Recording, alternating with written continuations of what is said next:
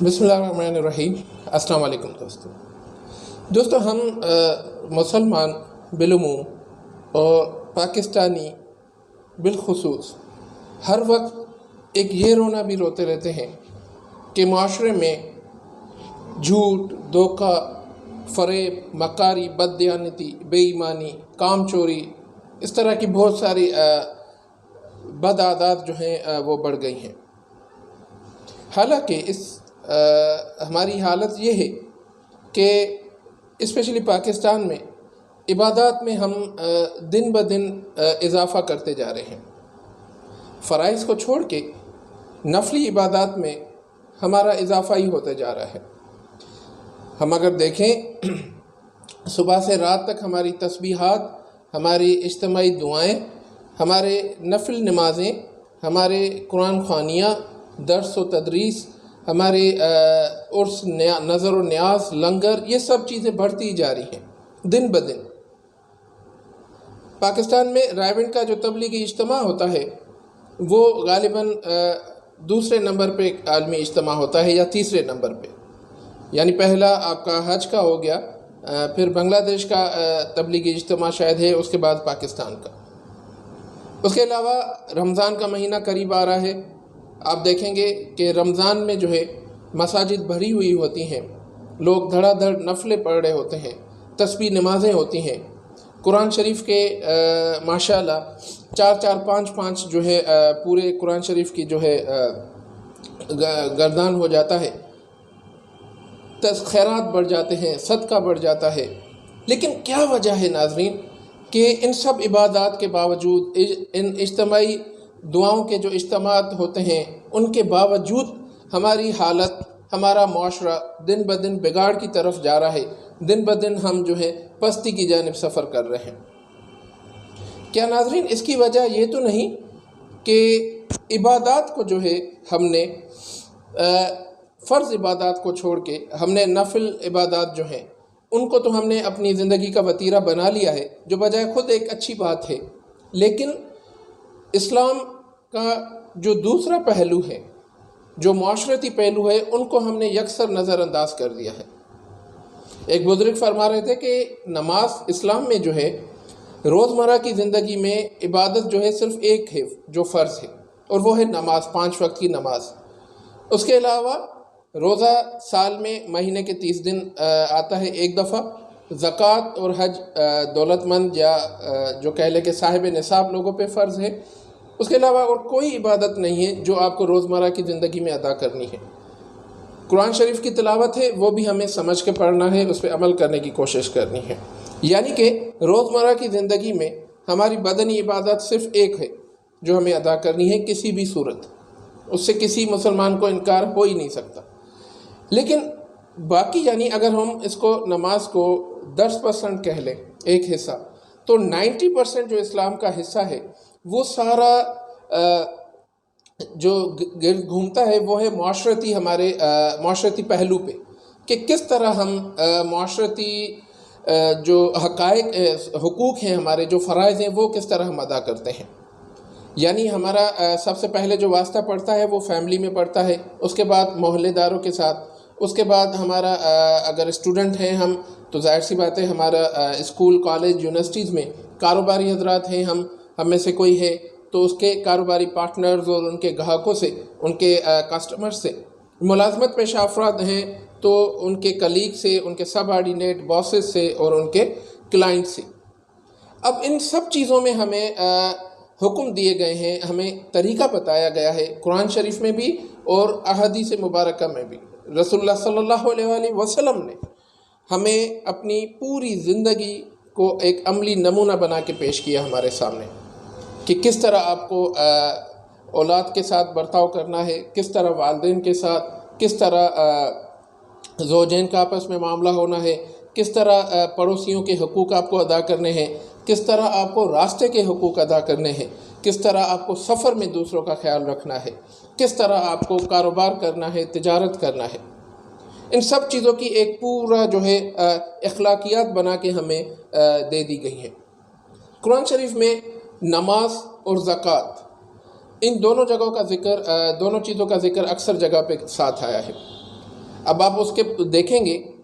تو نماز اور زکوٰۃ کا جہاں ذکر کیا جاتا ہے اس کے فوراً بعد جو تیسری چیز آتی ہے وہ نفلوں کی نہیں آتی ناظرین، وہ کسی ذکر یا کسی تسبیح کی یا کسی جو ہے نظر نیاز کی نہیں آتی۔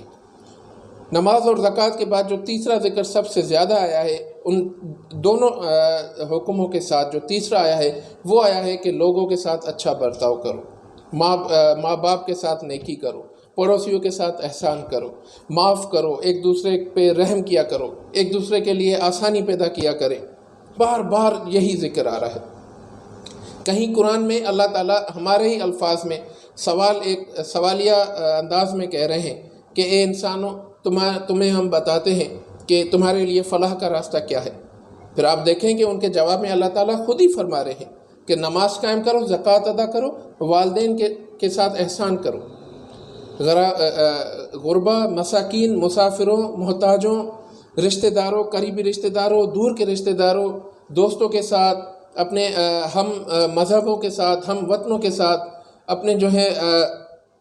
کاروباری حضرات، پارٹنرز کے ساتھ، ان کے ساتھ اچھا برتاؤ کرنا ہے، ہمیں نیک سلوک کرنا ہے، میٹھے طریقے سے بات کرنی ہے، اچھی بات کرنی ہے، احسان کرنا ہے، احسان جتانا نہیں ہے، ایک دوسرے کا مال نہیں کھانا، رشوت نہیں لینی۔ یہاں تک کہ ہمیں بتا دیا گیا، نبی کریم صلی اللہ علیہ وسلم نے، ہمارا ایک حدیث ہے جس کا مفہوم یہ ہے کہ مسلمانوں کا دوسرے مسلمانوں پہ جان، مال اور عزت حرام کر دی گئی۔ اور ناظرین، اب ہم دیکھیں کہ عبادات کو چھوڑ کے ہمارا معاشرتی رویہ، معاشرتی طرز عمل اجتماعی طور پہ کیا رہا ہے۔ ہم ہر وقت دوسروں کے مال پہ نظر رکھتے ہیں کہ کسی طرح میرے بھائی کا، میرے دوست کا، میرے کاروباری پارٹنر کا مال جو ہے میرے قبضے میں آ جائے، کس طرح اس کی جو جائیداد ہے اس کا بیشتر حصہ میرے قبضے میں آ جائے، کس طرح جو ہے میں اپنی عزت بڑھانے کے لیے، نام نہاد عزت بڑھانے کے لیے اپنے بھائی کو، اپنے دوست کو، اپنے کلیگ کو، اپنے پارٹنر کو کس طرح ذلیل کروں کہ وہ خوار ہوتا رہے دنیا میں اور میرا نام بڑھ جائے۔ کیا ناظرین یہ ہمارا اجتماعی طور پہ اس قوم کا رویہ یہ نہیں بن گیا ابھی بھی؟ سوشل میڈیا دیکھ لیں آپ، الیکٹرانک میڈیا دیکھ لیں، ہمارے دفتروں کے ماحول دیکھ لیں، محلوں کے بیٹھکوں کے ماحول دیکھ لیں، فیملی گیدرنگز دیکھ لیں آپ، جہاں بھی بیٹھتے ہیں ہم دوسروں کی غیبت، دوسروں کی جو ہے پہ بہتان لگاتے ہوئے نظر آتے ہیں اور دوسروں کی پگڑیاں اچھالتے ہوئے نظر آئیں گے بلا کسی تحقیق کے۔ یعنی کوئی ایک معاشرتی برائی ہو یا کوئی ایک ایسی برائی ہو جس کو قرآن میں نام لے کر منع کیا گیا ہو اور ہم میں وہ نہ پائی جاتی ہو اور روز بروز اس میں اضافہ نہ ہوتا جا رہا ہو۔ اور ان سارے طرز عمل، اس سارے رویے کے بعد ہم امید رکھتے ہیں کہ اللہ تعالیٰ ہمیں جو ہے ہم پہ رحم فرمائے گا، ہمارے ملک کو ترقی دے گا، ہماری قوم جو ہے دنیا میں جو ہے قابل عزت مقام ایک حاصل کرے گی اور ہماری جو نسل ہے، ہماری اولاد جو ہے وہ نیک اور صالح بنے گی۔ کس طرح ہم یہ امید رکھ سکتے ہیں؟ یہ تو اللہ کا دستور ہی نہیں رہا کہ اللہ تعالیٰ کے احکام کی جو خلاف ورزی کرے گا اور اللہ تعالیٰ انہیں جو ہے عزت و مرتبہ دے دے، یہ اللہ تعالیٰ کا کبھی دستور نہیں رہا۔ آپ دیکھ لیں، حضرت عمر یا غالباً حضرت علی رضی اللہ تعالیٰ عنہ کا قول ہے کہ کفر کی حکومت قائم رہ سکتی ہے، بھوک کی، ظلم کی نہیں۔ حضرت عمر رضی اللہ تعالیٰ عنہ کا قول ہے کہ بھوک جو ہے کفر تک لے جاتی ہے۔ کس طرح مطلب کس طریقے سے ہم جو ہے معاشرے میں بگاڑ پیدا کرنے کا باعث بن رہے ہیں اور اس کے بعد امید رکھتے ہیں اجتماعی دعائیں مانگ کے کہ ہمیں جو ہے مغفرت مل جائے گی، ہم پہ رحمت برسائی جائے گی اور ہمارا جو ہے ہم ترقی کا زینہ چڑھتے جائیں گے۔ یہ نہیں ہو سکتا ناظرین، ہمیں ابھی بھی وقت ہے، ہمیں اپنے طرز عمل پہ نظر ثانی کرنے کی ضرورت ہے۔ ہمیں خود کو دیکھنا چاہیے کہ ہم میں یہ جو معاشرتی برائیاں ہیں یہ کس طرح ختم ہوں گی۔ ہر ایک شہری کو، ہر ایک مسلمان بھائی کو اپنا رول پلے کرنا ہوگا اور ان ساری خرابیوں سے خود کو بھی بچانا ہوگا اور اپنی آنے والی نسل کو بھی ان چیزوں سے بچانا ہوگا، تربیت دینی ہوگی، تب جا کے ہم کہیں دنیا میں ایک باعزت مقام حاصل کر پائیں گے اور آخرت کی امید رکھ سکیں گے اللہ تعالیٰ سے کہ وہ ہمیں معاف فرمائے گا، کیونکہ اللہ تعالیٰ بڑا ہی غفور الرحیم ہے۔ لیکن اللہ تعالیٰ نے یہ بھی فرمایا ہے کہ وہ بڑا عذاب دینے والا بھی ہے۔ اللہ سے امید ہی ہے کہ ہمیں ایک نہ ایک دن ہدایت مل ہی جائے گی، لیکن ہدایت کے لیے بھی شرط رکھی گئی ہے قرآن میں۔ اللہ تعالیٰ نے فرمایا ہے کہ جو مومن ہے اور جو سیدھے راستے پہ چلنے کی کوشش کرتا ہے ہم اس کا اجر ہم اس کی جو ہے کوشش کبھی ضائع نہیں ہونے دیں گے اور اس کو ہم ضرور اجر دیں گے. یہ قرآن شریف میں لکھا ہوا ہے جس کا میں نے مفہوم بتایا ہے.